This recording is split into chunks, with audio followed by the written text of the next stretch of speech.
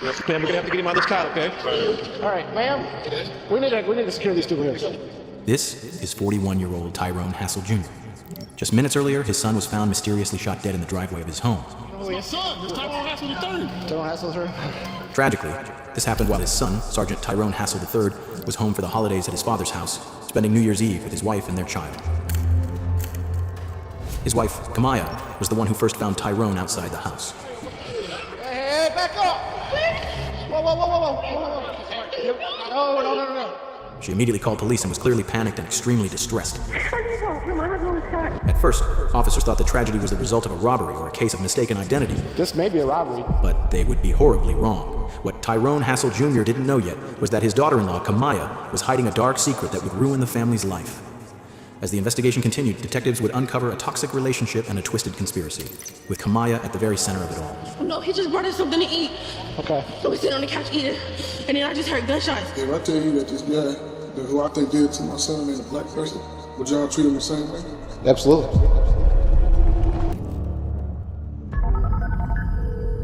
911, what's the address of the emergency? 911?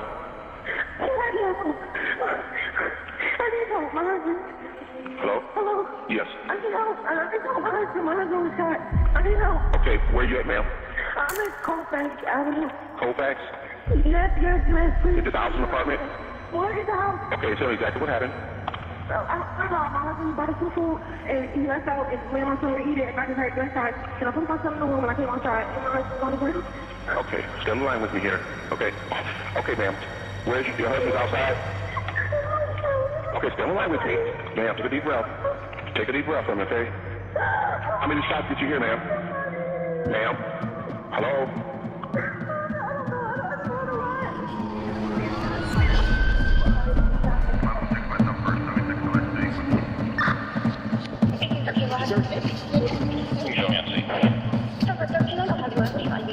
Hey, Sarge, can you get some tape and secure this for me? Yep.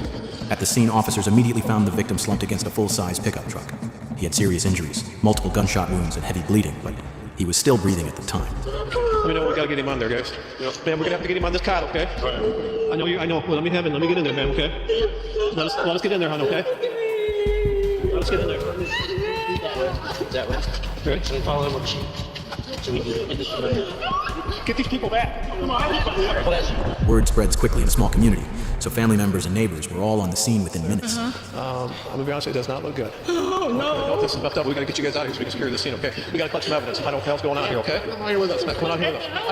I know, man. We gotta get you out here a second, okay? We'll talk to you. Do you live here, bud? I live here. Okay. My grandson is probably there by himself. Okay, I will take care of that for you if he is. We'll get you in. Okay, we'll get you in there, okay? Okay. All right. Kamaya and Tyrone's young son, just over a year old, was still in the residence. Officers conducted a search to make sure the child hadn't been harmed in any way. Yeah, let's go. Where'd the lady go here? Let's go clear this house real quick. There might be a baby. Yeah, there's shell casings, guys. Just be careful. Okay, buddy. Okay, come here, buddy. I won't hurt you. Okay, I'm gonna take you to daddy. Come on. I got you, bud. Come on. Okay. Shut up. After locating the child, in the emotional and intense scene, paramedics were simultaneously working on the victim. His wife was trying to get into the ambulance to go with her husband. Hey, back up! Whoa. No. What happened? You grab the tape for the ambulance, get out the job. With Kamaya clearly distressed and more people gathering at the scene, officers had to balance two things at once. While paramedics were working to save Tyrone, police also needed to secure the area, collect evidence, and make sure no one accidentally tampered with anything. As one officer tried to calm Kamaya down, he also began asking her some questions, since she was the one who had first found Tyrone and called the police. You have any idea what happened here? No, he just brought us something to eat. Okay. So we sit on the couch eating, and then I just heard gunshots. And I ran to put my son in the room, and I came outside, and he was laying on the cart. Okay, how many gunshots did you hear? I don't know, I just heard a lot. Okay. All right, so as far as you know, he went to get some food. No, the food was here. He brought us the food From where? to our cousin's house. Okay. They had food at the house. The food was outside? Like he stepped outside to get the food? No, the food was in the house. He was leaving. Okay. Me and my son were sitting on the couch eating. Tyrone returned to the house just after 11 p.m. After going inside and bringing food to his family, he stepped back outside. That's when his wife heard gunshots coming from the side of the house near the driveway. She ran outside and found her husband lying next to his pickup truck in the driveway, badly injured and suffering from multiple gunshot wounds. Who's this guy? Got shot in the head. Oh, my God. Head? Yes. Okay. What's his name? Tyrone Hassel. Just heard. The story of how Tyrone met his wife goes back about 5 years before this tragedy. Tyrone was starting his second year of college when he decided to join the Army. In 2015, he met Kamaya while they were both serving in the military and stationed at Fort Carson. Their relationship moved fast and quickly became serious. Things became even more serious when Kamaya found out she was pregnant. At the time of Sergeant Hassel's murder, Kamaya, who was 22 years old, and Sergeant Hassel were on block leave from Fort Stewart. Kamaya was working as a truck driver, and Sergeant Hassel was serving as a wheel mechanic. At that point, police didn't allow Tyrone Hassel Jr. or Kamaya to leave the scene. They were dealing with a lot of unanswered questions and a killer still on the loose who needed to be found as quickly as possible. Was he beefing with somebody here? I mean, do you have any idea how this happened? I'm not sure. I mean, this is serious, okay? I don't know what his condition is, but it does not look good, okay? So, if you know something, I don't think he was beefing with anybody. now's the time. You know what I'm saying? I don't think he was beefing with anybody. He was at his friend's house. He was at the family's house, and then he came here. Told me a long time ago, Daddy, if I go to jail, somebody frame me. My son walked a straight line his entire life. After speaking with people close to him, police learned that Tyrone didn't have any known enemies, nothing that would explain something like this. They then began carefully processing the scene. There was blood on the truck and blood across the driveway. Multiple shell casings were also found, scattered around where Tyrone had fallen. There's one, two, three. And then number 4 is right there. The first thing police suspected was that this may have been a robbery gone wrong. But Sergeant Hassel still had his money, his phone, and his car keys on him, so that possibility was quickly ruled out. You see that hole in the garage? Simply due to the fact that all these casings are here, and there's a hole right there. As I was, Well, that looks like somebody was probably helping drag him out. right. So Ron, what I'm thinking is, I mean, they're there, so he was shot point blank range. Oh, yeah. So somebody had to be laying in wait for his ass. Yep. So he was shot right here. Casings. And he might have been coming out getting the truck. No, he was. He's coming out to leave again, and his keys are right there. And the fact that the bullet hole's there, it means that the cube was over on Right. the side in the casings. Right. We got a bullet right there. By looking at how the shooting happened, the shots hitting Tyrone in the head, face, neck, and shoulders, it was clear this was a personal attack, not a random act of violence. Detectives also noticed that some rounds went into the garage, which showed that the shooter was positioned behind him while Tyrone was standing at the doorway of his truck. One of the first leads detectives got was that Tyrone had gone to Walmart the night of the murder to buy ammunition. The rounds he bought were 9mm, the same type used in his shooting. This raised an important question. Why was he buying ammo, and was it for self-defense? Without wasting any time, the detectives went to Walmart to collect all the security footage from that night. The Walmart footage clearly shows that he ran into 2 other people while he was there. Maybe there was some sort of feud with these customers, but it's not something the police couldn't track. Now, they're working to identify these 2 individuals to see if there's any connection between them and the shooting that happened just a few hours later. Around 3:30 p.m. the next day, police returned to Tyrone Hassel Jr.'s home. They showed him screenshots taken from the Walmart surveillance video, hoping he might recognize the 2 people Tyrone had interacted with. Last night when he went to Walmart, he was with a few guys, and there's a little bit of confusion. That's him there, right? You can't really tell who those guys are here. This guy here, you know them too? You don't. No? This one kind of look familiar, but I can't really make it up. Yeah. Those photos are printed on paper and they're blurry. That's the car those 2 were driving. They was in a different car. In that car, yeah. They drove separate from him, but they checked out and hung out with him in the store. And here's Take the... pictures. Yeah. Oh, fresh, man. I know how it is dealing with a murder case. Yeah, and this is one of them. It's really a true whodunit. You know, I mean, Tyrone doesn't know. I mean, he doesn't have any beef. So we gotta know who's upset with him. And right now we don't have that. Or if he left in the military, do you remember him having any beef with anybody? No arguments, nothing. Somebody hold a grudge for a long time. That was even before he went to school, man. He went to school. Yeah. And the person he probably took off that way, but he didn't come from that way. Yeah. He came from this way. There's a bullet hole in my garage and my fence. Yeah. So at some point they were definitely shooting that way. All the shells was in the same spot. Yeah. So I seen it. I mean, I couldn't come past the tape, but I was looking. And I can't say with 100% certainty, but it sounds like when Tyrone was on the ground, they shot him again. I can't say 100% that's what happened, but typically when you're shooting and it's that type of a situation, you don't usually get two rounds in the head. I wonder if he wrote something. Family wants to find the person responsible for a New Year's Eve shooting that left a 23-year-old active military member dead. Through the investigation, detectives conducted interviews and eventually learned that the 2 men Tyrone had interacted with at Walmart were just his high school friends with no connection to the shooting. With no clear motive or useful leads, the police were still at the very beginning of their investigation. It didn't take long for the next lead to come directly from Tyrone Hassel Jr. himself. He started going through social media, carefully reviewing posts on Facebook to see if anything could point to who might be responsible for the crime. When he came across something that seemed suspicious, he immediately went to the police department to report it. If I tell you that this guy, who I think did it to my son, ain't a black person, and he's not a black person, would y'all treat him the same way? Absolutely. I think I know who did this to my son. He believed the killer might have actually been looking for Tyrone's stepbrother, who at the time was dealing with some personal conflicts with other people. Because of that, police considered the possibility that this was a targeted hit meant for the stepbrother, a case of mistaken identity that tragically ended with Tyrone being killed instead. That's the first screenshot. Oh, that's what you're thinking? You know Yep. my stepson. Yeah. He's into a bunch of Oh, we know. Police interviewed Tyrone's stepbrother and took his statement, then followed up by speaking with other witnesses connected to him. They pushed this lead as far as they could, and it took about a week to interview everyone involved. But once again, it went nowhere. As the investigation continued, the evidence police gathered made one thing clear: the stepbrother was not involved. There was no indication that he, or anyone he had issues with, played any role in the shooting. On top of that, his appearance was very different. He had long dreadlocks down to his shoulders, making a case of mistaken identity with Tyrone highly unlikely. In cases like this, when police don't have an initial suspect, they're forced to follow every possible lead. After that, police began receiving a large number of tips from the community. In several of those tips, callers said Tyrone had been seen in the roller rink area, where he was involved in a verbal confrontation with another person. Detectives then located Tyrone's friend, Dylan. They brought him to the police station to talk in more detail about what had happened and see if it could be connected to the shooting. What did you see there? We got there and we see him. I'm speaking. He just give us an odd look, and then Tyrone cut out early. So this drama dude was on Apple Street? Yeah. Wherever that was? Yeah, he just give off this vibe. He mentioned that there had been a verbal altercation with a guy known by the street name Drama. Investigators decided to follow up on that lead to see if it had any connection to Tyrone's murder. They also brought in 2 other friends for interviews, hoping to get a clearer picture of what really happened. So the reason I'm here, you were at the roller rink on Sunday night with Ty. So did you see anything happen out there that looked funny or anything like that? Because one of the guys that was with you saw him and Drama have some kind of a gaze, maybe a glare type thing that happened. No, I didn't see anything. No.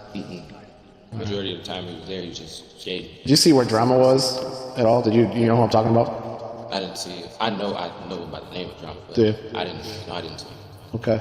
This is just one of the many leads. We've got a couple different names getting thrown out there, and Drama was one of them.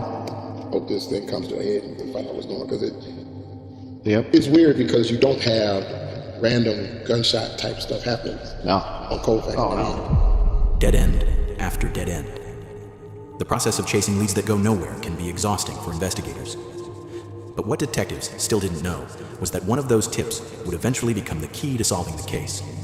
The person responsible had been right there the whole time, standing close to the family and the police, appearing to grieve along with everyone else, a revelation that would soon shock the entire community. Through the investigation, a resident came forward and reported something unusual. On the night of the murder, they noticed a vehicle backed into a driveway at a residence. That detail ended up giving detectives one of their first major clues. Hey, Walt, how are you? How is ever? How are you as ever? Yeah. Hi. We had, not bad. We've had better days in St. Joe Township. I guess. We've had a shooting over there, and Frank said you saw a vehicle parked over here? You parked right in Brown's driveway, backed in. Okay. The reason I know all this, I was in my bedroom watching TV and had the shades open. Uh-huh. And you see everything goes on. Mm-hmm. He got out of it. Well, first of all, About what time was this? 9:30, 10. Okay. Somewhere around there, right? Anyway, the first time he was there, then he left, come back about 15, 20 minutes later. But when he come back, I bet money on it. He was doing 50 miles an hour going up. 50? At least. And he turned around up there, come back, turned his lights off, backed into the driveway, waited there for a while. He knew I was watching, I think. But anyway, he stepped out of his car, got back in, a couple of seconds later, he got out again, completely, and started walking. And I watched him, and he went and turned left. Okay. And I just add two and two together, he has something to do with it. Okay. Did you hear anything? When I was in bed, yeah. Okay, what'd you hear? Gunshots. Okay. Then after that, did you see anything? No, I was in bed. And I heard, it woke me up. Okay. So the vehicle was described as a black 4-door car that had backed into the driveway of a vacant house that was listed for sale. Detectives were able to get a license plate reader hit on that vehicle, tracking it as it passed through Illinois toll booths captured on surveillance cameras. That plate came back to someone in the U.S. military, serving in the same battalion as Sergeant Tyrone Hassel III. The owner was identified as Jeremy Cuellar, a member of the same squad as Tyrone.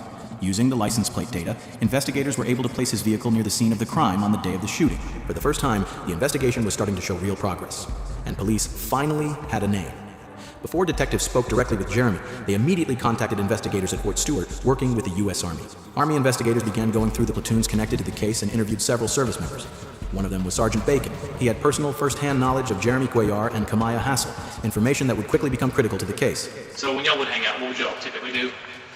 Talk and drink in just locker room. So any relationship between any of those people in that group going on? I mean, in Korea, I knew Quay has to mess around with me. That was it. Alright, tell me what you know about that. I seen them together and mess around, and was it like, everybody had their own little battle in Korea. So when you say messing around, what are you getting at with that? Because obviously, everybody's got different. Oh, yeah, section. I'll help you with that. So they were all in Korea, and that's where it started. He and the girl had a relationship going on, and that guy that man had said something to him, so they had words, and then he had threatened him. The relationship between Jeremy and Tyrone's wife turns out to be a crucial piece of the puzzle. It adds real weight to the motive and helps explain why certain things may have happened. Once Kamaya's name comes into the picture, police have no choice but to focus on her next. A turn in the case that would shock everyone. But detectives still need the full story. Was Kamaya being stalked by Jeremy, with him becoming obsessed and ultimately deciding to eliminate what he saw as his rival? Or was she actually part of it, aware of what was going to happen and involved from the start? What was going on? When did you guys become romantic? You guys seen each other while he was in Michigan? Elvis, did you see him while you're in Michigan? Because they're going to take your phone apart. When they take your phone apart, it's all there. So what I want you is, before they do that, I want you to be honest with me. I've worked the same amount of hours that he works, and I still have to come home and do everything for him. I agree, that's not fair. And it's like the reason why the relationship and the bond was built between me and Jeremy, because you always, you don't have to worry about that. When me and you get together, I'll make sure you have your break, I'll do this for the baby, I'll do that. And it just made me really feel like that all of that was going to happen. The first striking thing about Kamaya in the interview was how cold and calculated she was. Definitely not normal for an average person. You could even say she manipulated Jeremy into pulling the trigger.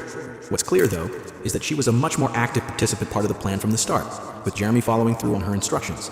So, when we were in Korea, I can't really pinpoint exactly what it was again, so I had this big argument. And then, I came back into the building, I was talking to Jeremy, I'm like, I don't want to do it anymore. Like, I'm tired of this, I don't want to deal with it no more. And he was like, so why y'all still together? And I was like, we have a child, and even if I talked to him about divorce, he probably wouldn't even, do it with me. And he was like, I can handle that. And I was like, what do you mean by that? He was like, I can handle it. Like, I get that guy, this girl, my spot. Well, it just started to progress. Why did you do it, Korea? No, it was just playing in Korea. It wasn't to be done in Korea. It was just playing in Korea when we got back to the States. But I didn't take it serious because, even though I were you and I stay straight? Because you didn't take it serious because you knew he was out there that night. Well, yeah. So you guys talking, because you're going to get your correspondent every day. He would be like, what's today looking like? And I'll be like, well, he's out cutting hair. He's like, okay, we'll be up there in a few hours. And then he'll come up here and scope out and see if he'll come home by himself or if he wouldn't, and then we would try to get that for him. I said, well, he's about to bring us something to eat. And then that's when he came. So you called him and said, well, hold on, I just come back and bring food. Yeah, I said that he was coming back to bring us something to eat. No, he just brought us something to eat. We were sitting on the couch eating, and then I just heard gunshots. Why would you just divorce him? I talked to him about it, and he didn't want to. You put your needs, your wants, above somebody's life. I did. Often, suspects won't say much to the police, but when she confessed during the interrogation, almost everything she talked about was about herself, how things affected her, why it had to be done, and how calculated it all was. You said you feel about as responsible as Jeremy's.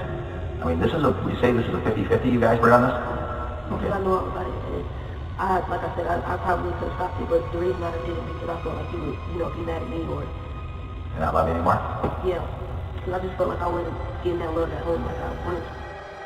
Without a doubt, she's one of the coldest people you could ever come across in any true crime story. At the same time, the Army's Criminal Investigation Division in Georgia brought Jeremy in for an interview, coordinated with local law enforcement. Both interviews were conducted at the same time, making sure Jeremy and Kamaya had no chance to communicate with each other. You've probably seen or heard on TV shows, you have a right to remain silent, you have a right, to an attorney, those types of things. And at this point in time, you wish to have a lawyer. Okay. Exactly the opposite of Kamaya, Jeremy didn't say a word. He invoked his right to remain silent, and at that point, the interview had to be ended. During the investigation, the mounting evidence against Kamaya was overwhelming. Her confession made it clear this was a planned and premeditated act, and that Jeremy had come up from Illinois to carry out the homicide. Kamaya wanted her husband dead because she felt he wasn't taking care of her properly.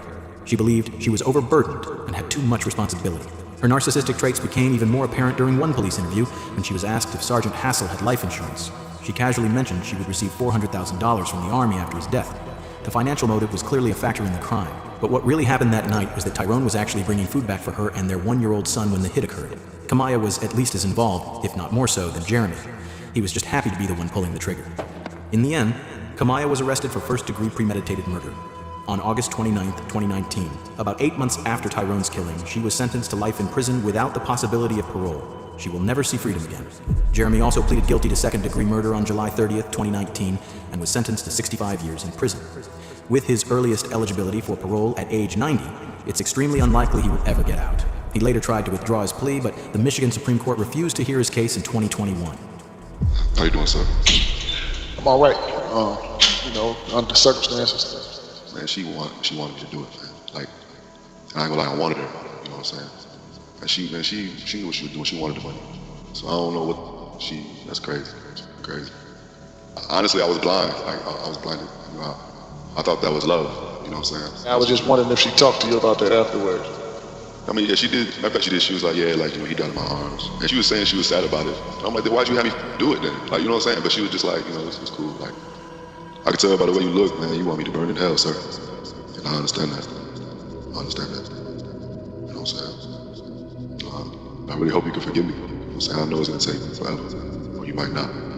But I really hope you can. True enough, you killed my son, but I don't think. I know I'm looking at somebody that had a twisted mind at one point. Seemed like a good cat. And I hate the situation had happened, especially I hate it had happened to my son. I'm never gonna. The only thing I can do is visit him in the grave.